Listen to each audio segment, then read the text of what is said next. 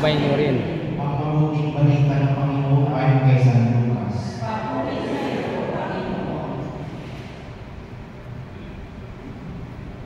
Noong panahon yun, bumaba si Jesus kasama ang 12 at tumayo siya sa isang patag na lugar. Naroon ang marami sa kanyang mga alagad at ang napakaraming tao buhat sa Judea at Jerusalem at sa mga bayan ng baybaying dagat ng Tiro at Sidon. Tumingin si Jesus sa mga alagad at kanyang sinabi, "Mapalad kayong malukha, sapagkat ang Diyos ay maghahari sa inyo. Mapalad kayong mga nagugutom ngayon, sapagkat kayo ay busugin. Mapalad kayong mga tumatamis ngayon, sapagkat kayo ay magaganap. Mapalad kayong dahil sa anak ng tao, kayo ay kinatutukan, ipinagkatabuyan at inaalingura ng mga tao, at pati ng iyong pangalay kinasusuklaman. Magalang kayo at magsusunduwa kung ito'y mangyayari, sapagkat malaki ang iyong katipanan sa langit. Gayon din ang ginawa ng kanilang mga nuno sa mga propeta. Ngunit sa Panginoong mayayaman ninyo, sapagkat magkatamasa kayo ng kaginhawahan, sa Panginoong mga busog ngayon, sapagkat kayo ay magugutom. Sa Panginoong sisitawa ngayon, sapagkat kayo magdadalahati at magtitiramis.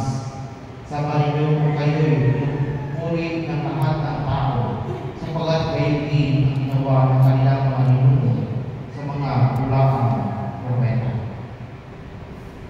Ang mabuting balita ng Panginoon. Pinupuri ka namin.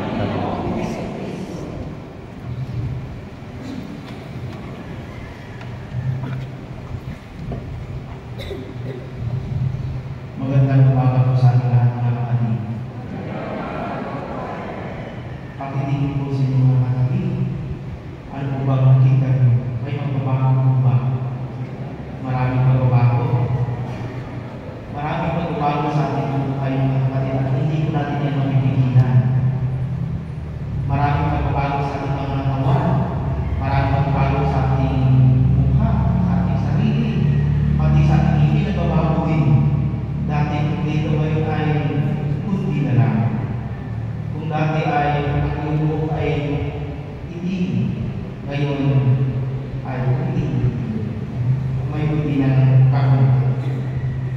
Sapagkat kung maraming magbabago sa mundo, pero ang salita ng Diyos, ang turo ng Diyos ay hindi magbabago. Kung paano tayo aakyat sa langit, ang turo ng ating Panginoon ay hindi magbabago. Ganun pa rin po. Kaya nga, naman magtinilayan mga kapatid sa ating buhay. Suriin po natin ating sarili. Ano kaya ang ating natanggap sa Diyos? Anong mga biyaya na ating natanggap sa Panginoon? Na ating natamasa ngayon? Na ating naibahagi sa iba? Sigurado po, bawat isa sa atin ay mayroong natatanggap na misyon. May natatanggap na mga biyaya. Kaya nga ito din ang magandang halimbawa kung paano natin inahalagahan ang ating paglalakbay sa mundo ito. Kaya nga, ano kaya ang pinagkaloob sa Diyos na meron tayo? Yung araw ng mga puso, ano po yung natanggap ninyo? Sigurado po, may nakita ako sa Facebook, 2023, walang jowa. 2024, maraming magkakajowa. Pag noong 2025 daw, hindi na kailangan walang jowa ang malagay ng buhay. Sapagkat mga kapatid, ang mga biyaya kung ano man ang plano ng Diyos sa bawat isa sa atin, hindi na magkakalaga tayo ibibigay. Ibibigay ko sa tamang panahon at tamang oras. Ang dapat natin gawin ay maghintay at gumawa ng mabuti sa ating sarili at sa ating kapatid. Sa ating unang pagbasa, inaalalahanan po tayo kung tayo maglilito sa Diyos, pero minsan ating tatalikuran siya, tayo ay maparusahan sa sarili sa pasimulan ng ating unang pagbasa. Parusahan ko ang sinumang tumatalikod sa akin.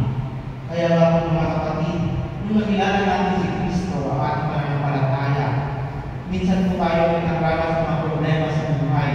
Pero minsan tayo ay may mga pagsubok. Marami tayong dinala sa buhay. Kaya nga, ang hapon sa atin ay magtiwala tayo sa Panginoon na siya lamang ang mapagbigay sa atin ng kaganapan kung ano mang meron sa atin. Kung ano mang ating mga problema sa buhay na ating dinala sa buhay, dapat ay mas lamang magtiwala sa Kanya at umakapit sa Kanya. Sapagkat alam po natin ang bawat isa nilikha ng Diyos dahil ang bawat isa ay may misyon sa mundo ito. Sa ating pangalawang pagbasa mga kapatid, pinagpaalaala sa atin na si Kristo'y namatay at muling nabuhay para sa ating lahat, para tayo ihanap sa ating mga kasalanan at tayo ay iligtas. Yan po ang dahilan kung bakit si Kristo ay isinilang, namatay at muling nabuhay, sapagkat tayo lahat ay nangyayampan sa kaharian ng Diyos. Hindi po ba?